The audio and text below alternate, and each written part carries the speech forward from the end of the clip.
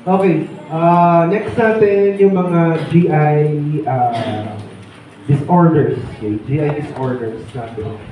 So you know already your basic assessment, anatomy, and interventions, basic nursing skills procedures involving your GIT. Okay, next we move on to your disorders. Okay, so dapat memorize mo muna yung assessment and anatomy mo. So that sa disorder, 5 minutes lang, alam na alam mo na kung ano yung sakit at ano yung signs and symptoms. If you memorize the anatomy and the functions and even the assessment, no need to memorize actually the signs and symptoms. Ang kailangan mong i-memorize lang talaga ay yung pathophysiology, okay, ng sakit natin. Okay? Pathophysiology, kung ano yung naging abnormal doon sa function niya. So if you know the normal, alam mo na agad yung mga signs and symptoms kung merong problema. Okay, next natin, we move on to your GERD, gastroesophageal reflux disease. GERD natin, meron tayong incompetent. Ano kaya yung incompetent dito?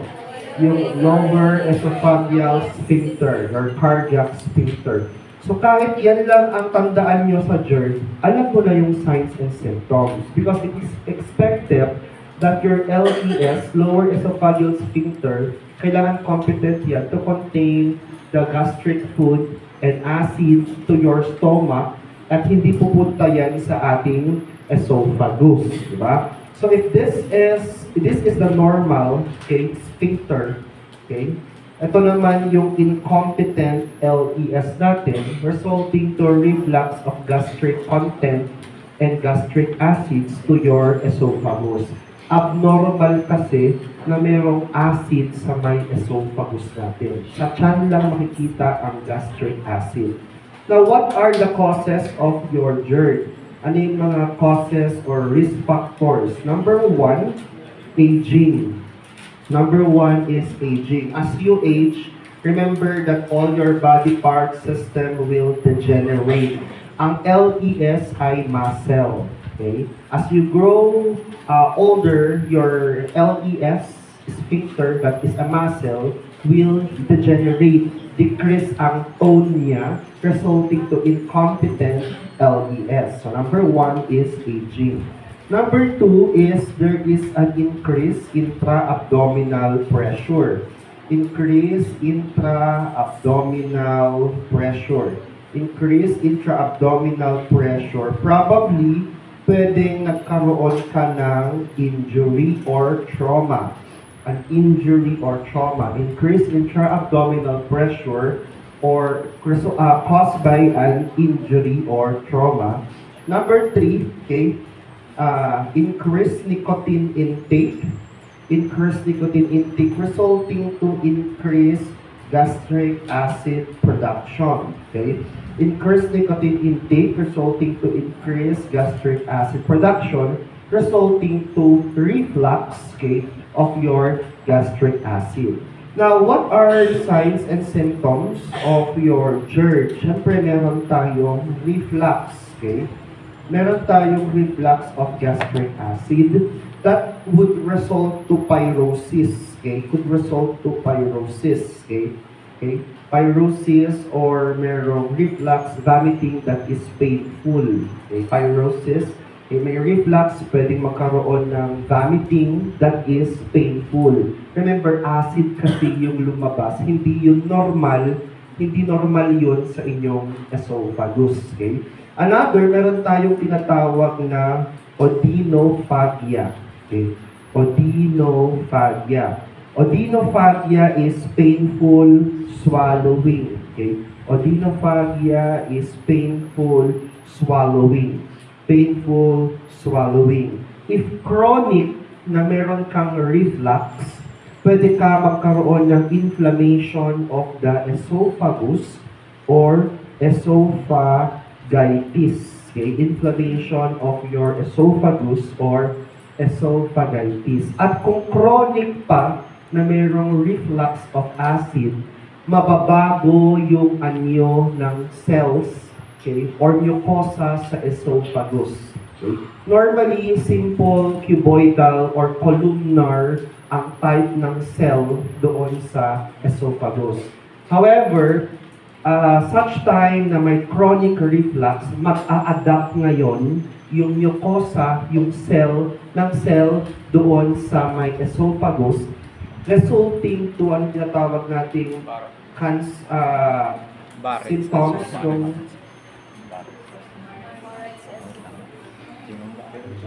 Barré esophagus. Okay? Yung Barré esophagus is a boot-shaped esophagus resulting to chronic reflux of gastric acid. Okay? Maiiba, kakapal yung mucosa. Okay? Kakapal yung mucosa doon sa may esophagus resulting to Barré esophagus, and this could lead to esophageal cancer. So, symptom ang Barré esophagus na esophageal cancer. Okay, esophageal cancer. Now, that is your chronic complication of your GERD. Now, for your management, ano dapat ang position? Semi to high Fowler. Okay, semi to high Fowler position, you have to avoid lying down kasi increase ang reflux. Ano namang sakit dito sa GI, yung kailangan naka-lie down ka to prevent faster gastric emptying. Dumping syndrome. So remember, kabaliktaran nung GERD, yung dumping syndrome natin. Okay? Sa dito, position mo semi to high Fowler to avoid reflux. Sa dumping syndrome, you need to lie down flat on bed to decrease the gastric emptying of your food in your dumping syndrome. Now, for your GERD, alam mo na yung medications natin dito. Okay, yung ating same ang medication sa ulcer, same ang medication sa GERD, same ang medication sa hiatal hernia. Ano yon? Yung mga anti-ulcer drugs natin. Okay? So, ang medication natin sa GERD, sa ulcer, pare-parehas lang yan. At saka sa hiatal hernia, pare-parehas lang yan for your medication, for your pharmacologic management. Siyempre, ano ulit yun? The only anti-ulcer drug given after meal. The only anti-ulcer drug given after meal, yung ating antacid. Di ba? Naalala pa yun? After meal. Okay? The only medication, anti-ulcer drug given after meal is your antacid. Action of your antacid to neutralize. Yan, yung N. Neutralize. Neutralize gastric acid. Tandaan yung N for your antacid. To neutralize gastric acid. Kasi bakit?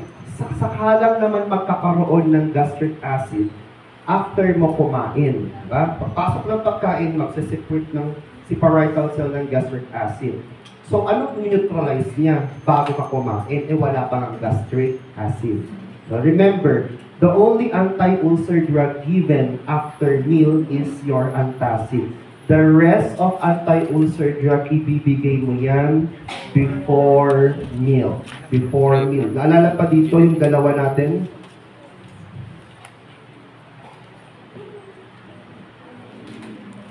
Si aluminum hydroxide at saka si magnesium hydroxide or magnesium hydroxide. Dalawa yan. Si aluminum hydroxide at saka si magnesium hydroxide. Aluminum hydroxide, this is also known as your amphogel. Okay? Yan yung ating amphogel. Okay? Yung amphogel natin. Si magnesium hydroxide, this is your milk of magnesia. Your milk of magnesia. Aluminum hydroxide and magnesium hydroxide. Allah. Ano kayang complication? Allah tae. Anong side effect? Allah tae. Aluminum. Ang hirap naman. Diba? Side effect of aluminum hydroxide is constipation. alatae. Yung magnesium, magtatae. Anong side effect? Diarrhea. Side effect of aluminum hydroxide, constipation. Magnesium hydroxide, diarrhea. That's why they combine the two to lessen the side effect. Kaya meron tayo ngayong maalox. Combination of aluminum and magnesium hydroxide to lessen the side effect, your maalox. Aside from your aluminum, magnesium, and maalox, meron din tayong calcium-based antacid. Yung calcium-based antacid. Meron din tayong calcium-based antacid. Calcium-based antacid, example natin yung calcium carbonate. Yung calcium carbonate, ito yung pinaka-common natin na tinatawag na TUMS. Your TUMS. Calcium carbonate or your TUMS. Remember, if you are taking a calcium-based antacid, remember, ano ba yung common component ng renal stone natin? Sagot? Calcium. To prevent renal stone formation, if you are taking a calcium-based antacid, kailangan laging increase ang oral fluid intake. Kailangan laging increase ang oral fluid intake to prevent renal stone. Because the common cause of renal stone is calcium. Okay, common component of your renal stone is calcium. So if you are taking a calcium-based antacid, anong kailangan natin? Increase oral fluid intake. Anong side effect ng aluminum hydroxide? Kasi magnesium hydroxide. Diarrhea. Combination of the two tawag? Maalox. Antacid. Before or after meal? After meal. Now, ito yung pinaka-importanting tatandaan pa sa antacid. When you are taking antacid, okay, do not combine that to any medication. Why? Because most of the drugs are absorbed in a what? Okay? Most of the drugs are fat soluble. Okay, most of the drugs are fat soluble and absorbed in what? An acidic environment. Most of the drugs are fat soluble and absorbed in an acidic environment. Ano bang ginawa mo sa acid pag binigyan ng antacid? Ni-neutralize ko. So kung ni-neutralize ko, hindi ma-absorb lahat ng medication. Because most of the drugs that we have now ay absorbed in an acidic environment. Now, when you are taking antacid at meron ka pang another anti-ulcer drug like ranitidine at meron ka pang ibang gamot, kailangan maghintay ka ng 2 to 4 hours before taking that medication. So never combine antacid with any other medication. Why? It decreases the absorption of many drugs. Because most of the drugs are absorbed in what? Acidic environment. Kailangan maghintay ka pa ng ilang oras bago ka magbigay ng ibang gamot ng ilang oras?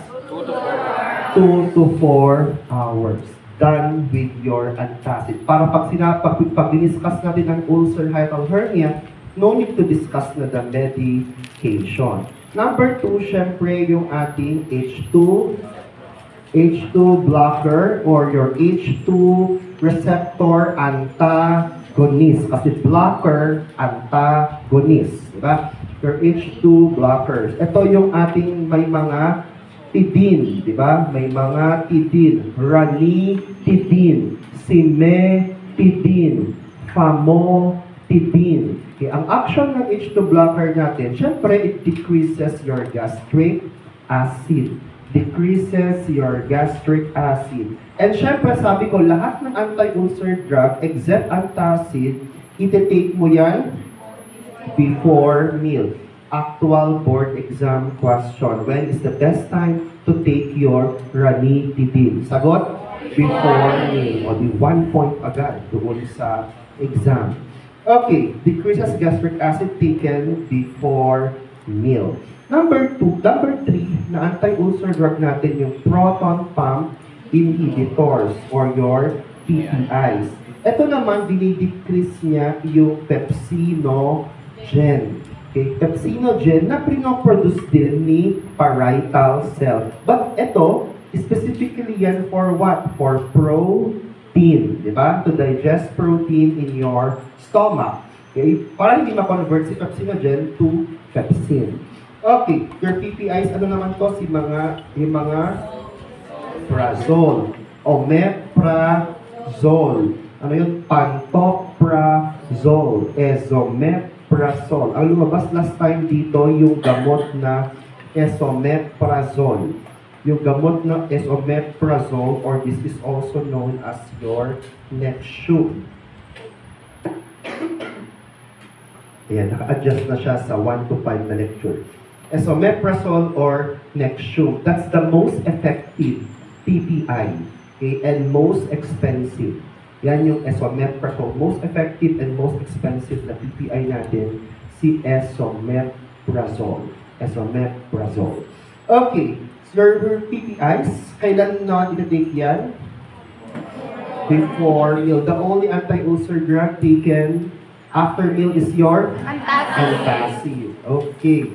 Now, usually, may order yung doktor, it's either ranitidine or PPI, kahit wala namang ulcer or GERD. Bakit kaya? Lahat ng patient mo na kahit hypertension, ang diagnosis ay meron siyang ranitidine or PPI. Bakit kaya? Wala naman siyang ulcer, wala naman siyang GERD. Bakit meron siyang gamot na ranitidine or PPI? Prevent Stomach pain. Because remember, hospitalization is what? Stressful. Pag stress ka, ano na-activate? SNS or PNS? SNS. Pero si SNS, ano mangyayari sa GI function? bababa. Decrease. However, hospitalization is very stressful event until such time mag-fail, your SNS response will fail. So if SNS response will fail, mapapalitan yan ng PNS. Sa PNS, ano ang increase? Increase ang GI function, increase ang gastric acid secretion, resulting to what? Stress ulcer, or yung tinatawag nating Curling's ulcer. So the patient is taking PPI or ranitidine even if wala naman siyang GERD or ulcer sa hospital because we want to prevent Curling's ulcer. Why? Pag nasa hospital ka, stress ka. Pero until such time, yung SNS response mo, magiging exhausted yan. Mapapalitan ngayon ng PNS. Kasi PNS increase ang gastric acid resulting to Curling's ulcer. Resulting to Curling's ulcer. Meron pa isang type ng ulcer because of head injury.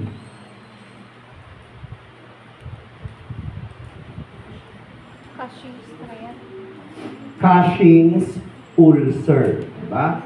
Sa head, pag may head injury ka naman, ma-activate si PNS, resulting again to increase gastric acid. Ang tawag naman doon ay Cushing's ulcer. Ito dahil sa stress, ito dahil sa head injury. Dahil sa head injury. Nakuha yung class? Bakit nagtitik ng PPI at saka ranitidine kahit wala namang ulcer sa hospital? To prevent stress, ulcer. Plus of course, during hospitalization, during admission, the patient is on what? NPO. NPO. During admission, naka-NPO yung pasyente, walang laman yung tiyan at risk of forming ulcer. Kaya nagbibigay ka din ng ranitidine at saka PPIs natin na omeprazole for example. Okay, nakuha yun ka sa tandaan ito kung bakit nagtitik. Di ba, hindi nyo ba lang tinanong sa hospital, di ba? Di ba? Yung diagnosis ng pasyente ko ay hypertension, eh bakit meron siyang ranitidine or meron siyang omeprazole? Di ba? Class ngayong time na to, ito yung time ninyo maging curious na sa duty. Okay? May mga medication or procedures or ginagawa na hindi nyo naiintindihan that you could not learn probably inside the class. So dapat tanongin ninyo, bakit meron siyang ganito? Maganda yung nagtatanong-tanong doon sa ward. Okay? O next natin, dahil na tayo, number 1, 2, 3 PPIs. Number 4, meron pang number 4. Number 4, yung cytoprotective drugs. Okay? Cytoprotective drugs. Cytoprotective drugs. Si cytoprotective drugs, tatandaan lang yung word na barrier. Tatandaan lang yung word na barrier.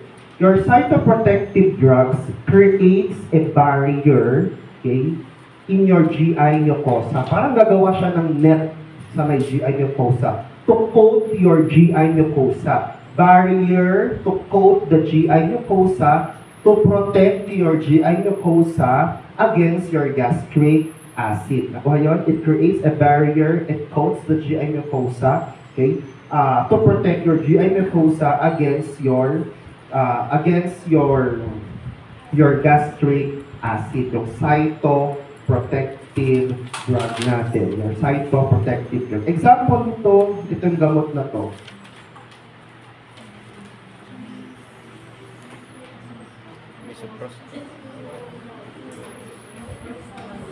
Alam mo itong gamot na to? Your misoprostol or Cytotec, that is an anti-ulcer drug. Pero ito hindi na kasi ginagamit ngayon. Why? Meron yung abortive effect. Ginagamit yan for abortion. Yung gamot na misoprostol or Cytotec. Yung misoprostol or Cytotec, hindi na yan ginagamit kasi merong abortive effect. Ang ginagamit ngayon, ito, si Carafate, or this is also known as your Sucralfate. Carafate or your Sucralfate. Parang discuss ko sa inyo dati ito. Okay, so your anti-ulcer medication. So, kailan mo iti-take ang cytoprotective drug? Before or after? Kasi nga, the only anti-ulcer drug taken after meal is your antacid. So, ayan yung anti-ulcer drugs natin ginagamit for your GERD, hiatal hernia, and your ulcer. Ano yung side effect ng aluminum hydroxide? Ano yung instruction pag calcium-based ang antacid? Increase or to intake. Kasi ang common content ng renal stone ay? Calcium. Pwedeng pagsabay ng antacid and other anti-ulcer drug? No. Antacid plus ibang gamot? Ilang oras ang aantayin? 2 to 4 hours. 2 to 4 hours. O, di done na tayo dito. Done na rin yan. Decrease hydrochloric acid. Siyempre, no smoking and caffeine intake. Mga measures natin to decrease gastric acid. Okay, no caffeine, no smoking. Caffeine and smoking could increase your gastric acid. And we are done with your GERD. Next, we move on. Number 2, hiatal hernia. Number 2 na tayo sa disorder. Number 2 is your hiatal hernia. Number 2, hiatal hernia. Tingin muna sa harapan para ma-imagine natin yung hiatal hernia. So, ito yung normal natin, okay? Ito yung lower esophageal sphincter natin, okay? Lower esophageal sphincter. Ito naman yung merong hiatal hernia. But the problem here is, sa hiatal hernia, nagkaroon ng weakening, okay? Nagkaroon ng weakening ng muscle that supports your LES and the surrounding muscles of your esophagus. Okay, weakening of the muscle. The weakening of the muscle that surrounds your esophagus. So if the muscle is weak, okay, if the muscle is weak, anong mangyayari? May protrusion. Okay, there is protrusion of gastric organ into your respiratory organ. So weakening of muscles surrounding the esophagus resulting to the protrusion of your GI organs to your respiratory organs. Now, nakuha yun, class? Protrusion of your GI organ to your respiratory organ because of the weakened muscle that surrounds your esophagus. Now, sa hiatal hernia natin, since may protrusion of your GI organ, same ang sintomas niya with GERD. Parehas ng sintomas sa GERD. May reflux, may pyrosis, may odinophagia. Same ang symptoms natin sa GERD. Plus, respiratory symptoms or distress. Kasi may protrusion of GI organ like your stomach, it could compress your lungs, resulting to difficulty of breathing. So merong respiratory distress, difficulty of breathing ang number 1 na sign dyan because of the compression of your lungs by the protruded stomach. Nakuha natin. Now, for the causes, parehas lang din. Number 1 is aging. Okay? Number 2 is a trauma. Okay? A trauma or an injury. And syempre, resulting to increase intra-abdominal pressure. Increase intra-abdominal pressure. Increase intra-abdominal pressure. Causes of your hiatal hernia. Ulit may protrusion of your GI organs, so your respiratory organ compressing your lungs. Same ba ang sintomas sa GERD? Yes. Plus merong respiratory distress. So kung same ang sintomas sa GERD, bibigyan mo rin ba ng ranitidine, antacid yung pasyente? Yes. Bibigyan din ng ranitidine at saka antacid yung pasyente natin. Now, for GERD, for hiatal hernia, meron tayong ginagawang procedure dito. Okay, a surgical procedure for your hiatal hernia. Ginagawa mo rin ito kung meron kang GERD. Okay? Ang tawag doon ay Nissen fundoplication. Ito. Hindi ko na isulat. Ito, Nissen fundoplication. So, meron tayong surgical procedure, both ginagawa pag may GERD at saka hiatal hernia. Nissen fundoplication, you are simply wrapping the incompetent LES or tightening the muscle, wrapping the muscle around your esophagus. So parang hihigpitan mo lang yan. Okay? Hihigpitan mo lang yan para hindi mag-protrude yung ating gastric organs at para maging mas competent yung ating lower esophageal sphincter. Ano yung procedure na yon?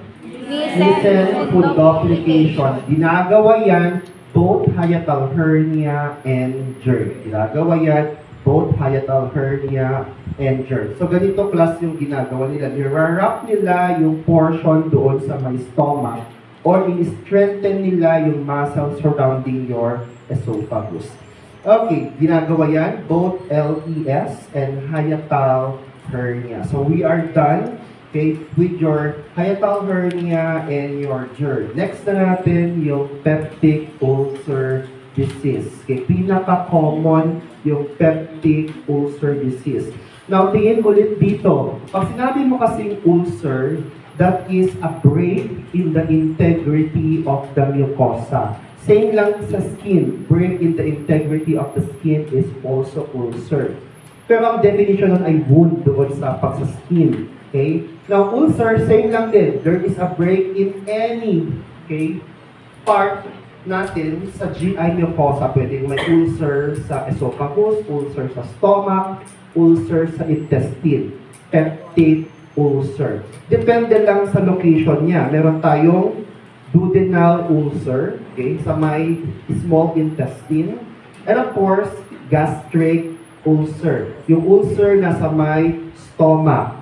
Huwag malilito dyan. Pag duodenal yung ulcer, isipin mo na nasa small intestine. Pag gastric, nasa stomach yung ulcer natin. So when you say ulcer, that is a break in the integrity of your GI mucosa. Now, common cause of your ulcer is your Helicobacter pylori, diba? Helicobacter pylori. So, H. pylori, yung Helicobacter pylori natin. That's why, if meron kang ulcer, aside from your anti-ulcer drug, nagbibigay din tayo ng group of antibiotics that are very effective against H. pylori. Ang tawag natin doon ay yung mga macrolides. Yung mga macrolides. Okay? Aside from anti-ulcer drug, we also give antibiotic, and the group of antibiotic is known as your macrolides. Yung macrolides natin, ito na si azithromycin,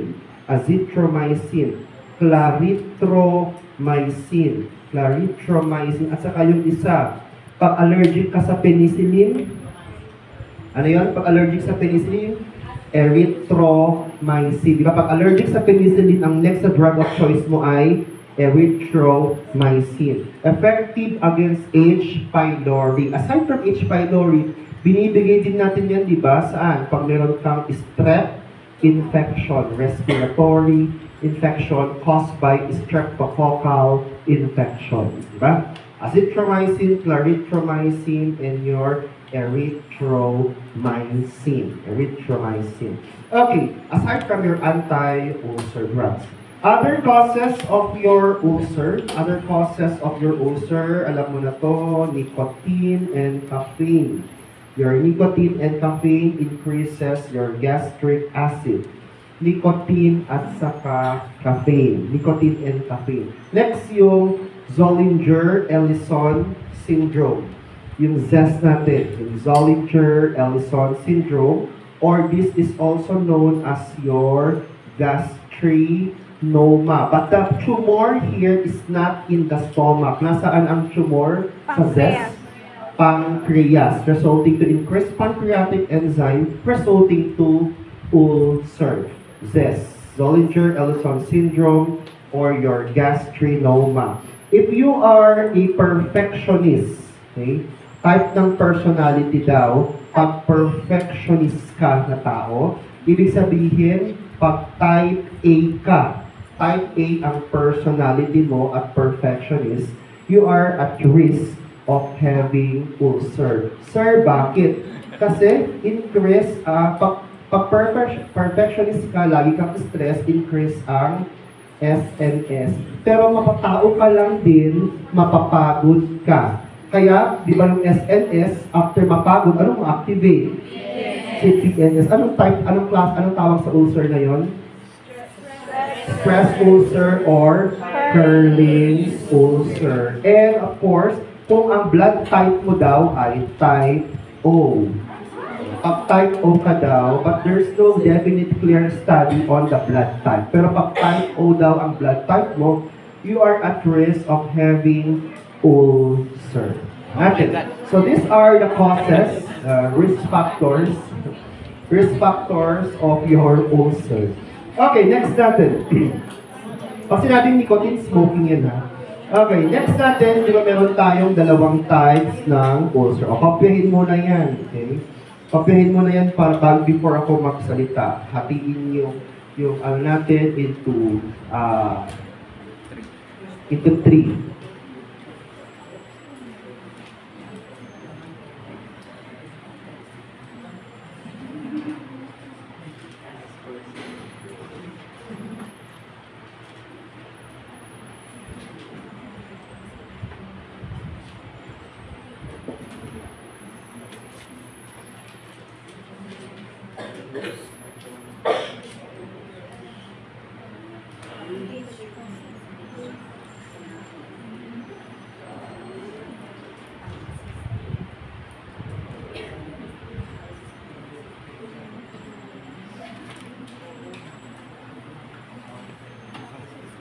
Okay na? So you have gastric and duodenal, aka, ibang tawag natin. Gastric is also known as your poor man's ulcer. Poor man's ulcer.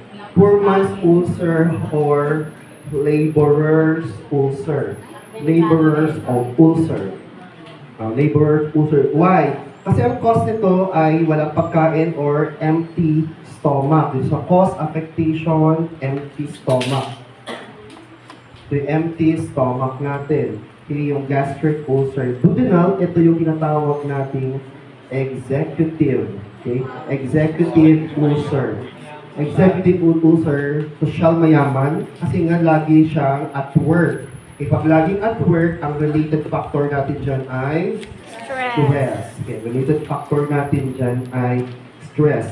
Now, most of the ulcers class ay duodenal ulcer. 80% incidence natin ay duodenal ulcer. Only 20% ang gastric ulcer. At common yan among 50 years old and above. Common yan among 50 years old and above. Ang duodenal ulcer, common yan, ano bang stage yung stress ka? 20 to 50 years old sa pag-aaral at pagtatrabaho at sa asawa mo. Stress ka dyan. Okay? So, stress ka during the productive years. Okay? During the productive years, 20 to 50 years old. 20 to 50 years old. The characteristic of the pain is the same. Okay? Meron kang dull. Okay? Ang characteristic ng pain dito, ang description niya ay knowing pain. Ang knowing pain, ito yung parang pinipiga yung tiyan mo. Okay? Knowing pain. Sa cholecystitis kasi, colicky pain. Di ba? May description tayo ng pain. Okay? Sa cholecystitis, colicky pain. Ito naman, knowing pain. Okay? Knowing pain. Okay, dull, knowing pain, usually sa may epigastric area. Okay? Epigastric area. Sa may epigastric area natin, yung pain natin. Now, dull, knowing epigastric pain. Ano pa yung characteristic pain na kailan ba mawawala yung pain at kailan magkakaroon ng pain? Okay? Now, gastric acid, merong pain yan after half hour or 1 hour after eating. Kasi pagkakain mo, may laman ng tiyan, di magsasecrete ng gastric acid. Okay? So may pain dito after eating. Gastric acid, the pain here is felt after eating or 1/2 to 2 hours. 1 hour. 1/2 to 2 hours after eating. Ito naman mararamdaman natin yung pain dito 3 to 4 hours after eating. Kasi from your stomach, pupunta naman yung pagkain sa small intestine. Pagpunta sa small intestine, ayan na yung pancreatic enzymes, resulting to pain. Okay? Now, saan dito yung gigisingin ka sa gabi? Ano yan? Duodenal ulcer. Kasi pagkakain mo, pagkatulog mo, after 4 hours, pupunta yung pagkain sa small intestine. So, wakes you up at night, yung duodenal ulcer. May pain after eating, gastric ulcer. Gastric ulcer. Nare-relieve ng food. Duodenal. Nare-relieve ng food. Duodenal. Kasi pag kumain ka, magstay yung food natin sa stomach. Walang pupunta sa small intestine. It's not relieved by food, gastric. Kasi kakain ka, may pain. Gastric ulcer. Nakuha natin yung class? O, wag maglito-lito dun, ha? Ulitin natin. Wakes you up at night. Duodenal. May pain after eating. Gastric. Relieved by food. Duodenal. Not relieved by food. Gastric. Common 50 years old above. Gastric. Executive ulcer. Duodenal. Laborer's ulcer. Gastric. Stress. Duodenal. Empty stomach. Gastric. Ha? Gastric. Bibigyan ng anti-ulcer drug. Both. Both. Bibigyan ng anti-ulcer drug. Both. Okay, so okay na tayo sa gastric and duodenal. Clear tayo dyan, ha? Clear tayo sa gastric and your duodenal. Yes. Same lang, oh. Same yung characteristic ng pain, dull, knowing, and sa may epigastric area. Okay, common yan on both. Okay, next natin for the complications. Okay, complications na tayo. Now, if yung ulcer mas lumala, magkakaroon tayo ngayon ng perforation. May perforation. And perforation, later on, dalawang mangyayari. Siyempre, pwede magkaroon ng hemorrhage. At yung perforation, lalabas ang gastric content, pupunta sa peritoneal cavity. Alam mo na yan. Sagot? Peritonitis. Leukopenia or leukocytosis? Leukocytosis. Leukocytosis. Absent bowel sound, yes or no? Yes. Ha? Yes. Yes or no? Yes. Foggy abdomen, yes or no? No. No, kasi nga, rigid and board-like abdomen. So, complication niya because of the perforation, resulting to hemorrhage, and resulting to peritonitis. For your diagnosis endoscopy. Okay? Definitive is your endoscopy. To visualize kung nasaan yung location ng ulcer. Diba? Okay. Endoscopy. Upper GI endoscopy. Upper GI endoscopy. Management, alam mo na yan. Pwede ba ang spicy food? No. Fatty food? No. Hindi rin pwede. So, avoid fatty and spicy food. Avoid fatty and spicy food. Kailangan ba ng stress management? Yes, kailangan ng stress management. Bibigyan ng antacid? Yes. Bibigyan ng erythromycin? Bibigyan ng erythromycin? Yes. So, alam mo na yung pharmacologic management natin. We move on to your surgical management. Nahawa na siya. We move on to your surgical management. Okay? Surgical management na tayo. One is vagotomy. Vagotomy is resection. Ano kaya yung nagkaroon ng resection or blocking dito? Ano yung blinak or merong resection dito? Vagus nerve, di ba? Kasi pag na-stimulate si vagus nerve, anong ma-activate? SNS or PNS? Sagot? PNS. Kaya na-blinak natin para decrease ang PNS. Kasi pag na-activate si PNS, di ba nga mag-i-increase ang GI function and gastric acid. So we do your vagotomy, resection or blocking of the vagus nerve to decrease PNS, to decrease gastric acid, decreasing the ulcer. Okay? Next natin, atherectomy. Atherectomy, removal of a portion of the stomach. And i-connect natin yan to your duodenum or jejunum. Okay? Ang Billroth 1, ito papunta yan saan? Duodenum. Ito from stomach, connect natin yan sa duodenum. Ito naman, stomach, connect natin yan saan? Jejunum. So magtatanggal ka ng part ng stomach mo. Removal of some portion of your stomach and then connect it to your duodenum, Billroth 1. Sir, bakit ka magtatanggal ng part ng stomach? Nasaan ba ang parietal cell? Ano bang ginagawa ni parietal cell? Naproproduce lang? So magtatanggal ka ng portion, konting portion ng stomach to remove parietal cell to decrease gastric acid and they will connect that to your duodenum. Anong tawag doon? Billroth 1, anastomosis, very good. Billroth 2, pag kinonect mo naman sa jejunum. Now, since you remove portion of your stomach, ano mangyayari? Makakaroon ng decreased gastric emptying, kaya ang complication niya ay dumping syndrome. Okay? Since you remove already some portion of your stomach, mabilis na ngayon ma-empty ang stomach natin, resulting to your dumping syndrome. Signs and symptoms of your dumping syndrome, meron itong shock-like symptoms. O, pag sinabi mong shock-like symptom, bradycardia, tachycardia.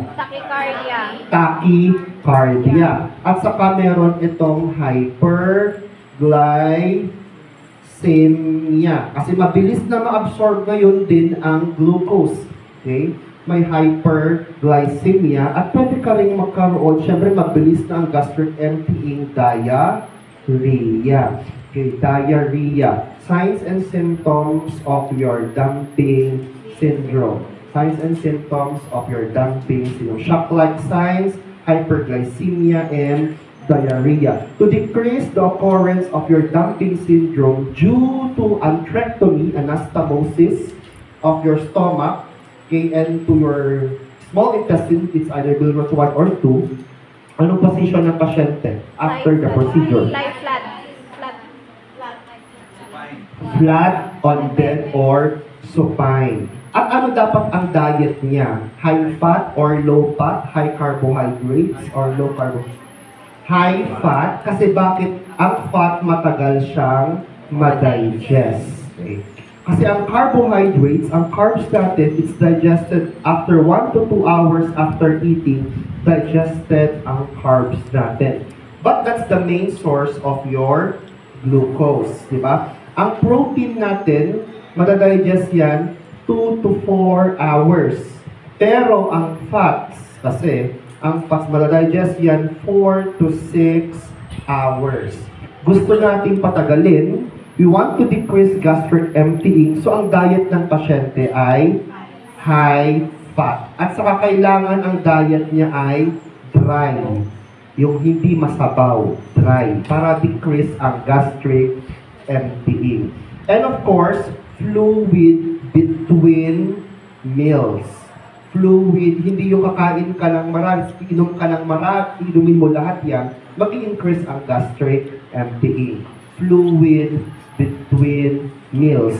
And of course, pati sa GERD at saka sa hiatal hernia, kailangan ng small, frequent feeding. Ayun. Small, frequent feeding. Small, frequent feeding applicable. GERD, hiatal hernia, dumping syndrome. Except the position. Except the position. So your interventions sa may dumping syndrome natin. Anong tawag yung resection of the vagus nerve? Vagotomy. Ano yun? Vagotomy. So hanggang dyan lang muna tayo doon sa ating ulcer. Itutuloy natin bukas appendicitis, diverticulitis, liver cirrhosis, and so on. Wrap up lang tayo, mabilisan. Wrap up lang tayo, mabilisan. Doon sa topic natin. Okay. Measurement, PEDIA, NGT insertion. Typhoid process, area between the and the umbilical. Ilang sintomas sa INCI para ma-consider? Ha?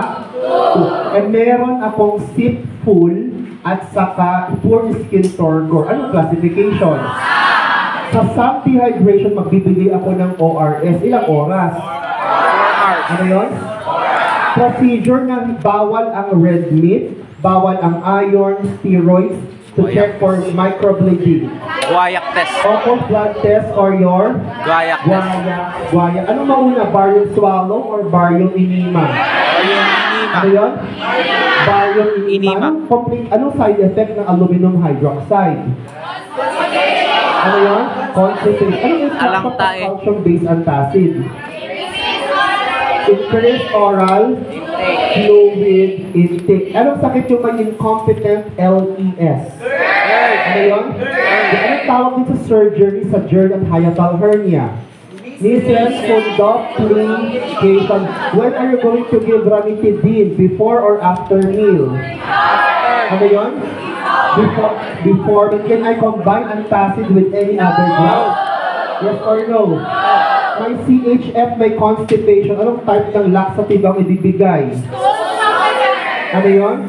Sulfuric and mineral oil. Anong type ng laxative? Mineral oil. Lubricant. Anong height ng tail? 18, non-retention. Not more than 18 inches. Retention. Can you insert the tube more than 3 to 4 inches? No. O kung insert ko, pwedeng mangyari. Perforation. Perforation, magkakaroon ng perito, magkakaroon ng peritonitis. Assess ako ng vowel sound, anong gagamitin? Diaphragm, bell. Mag-assess ako ng lung sound, anong gagamitin ko? Diaphragm or bell? Ha? Diaphragm. Best way to measure, to check for edema. Measure. Ilang minutes i-assess ang vowel sound? 5 minutes. Saka mag-start mag-assess? Right lower quadrant. Right lower quadrant. Common bacteria that causes H. ulcer. pylori. May pain kung kakain ako. Gastric ulcer. A pain that wakes me up at night. Duodenal ulcer. Stress, cause ng ulcer. Duodenal ulcer. Ano yan? Duodenal. Good enough. Position pag may GERD. High fowler, sir. Semi to high. Position may dumping syndrome. Supine. Kinurect stomach to duodenum. Bilrot 1 or 2? Bilrot 1. Ha? 1. May resection ng vagus nerve. Ano mangyayari sa heart rate? Mabagal. Ha? Ay, hindi pala. Merong resection sa vagus nerve. Ano mangyayari sa heart Increase. rate? Increase. Tachycardia. Tachycardia. Huwag malilito doon. Tachycardia. Procedure na ginagawa pag 50 years old ka every year. Ano yun? Colonoscopy. Colonoscopy. Kailangan ka clear liquid diet before the procedure. Yes. Anong instruction after barium swallow and barium enema? At saka, high fiber diet. Pwede ba mag-high fiber diet at pasyenteng may dumping syndrome? Anong diet niya? Ha? Dry at saka high fat. Ulcer, spicy food? Spicy food? Kailan bibigyan ang antacid, before or after? Sagot? After. Anong purpose nung double lumen after surgery, insertion? Decompression. Ano yung equipment na nasa bedside pag may sense-taking blood transfusion? Ano yan? Scissors. Nagkakaroon ba ng chemical digestion ng carbohydrates sa mouth? Yes or no?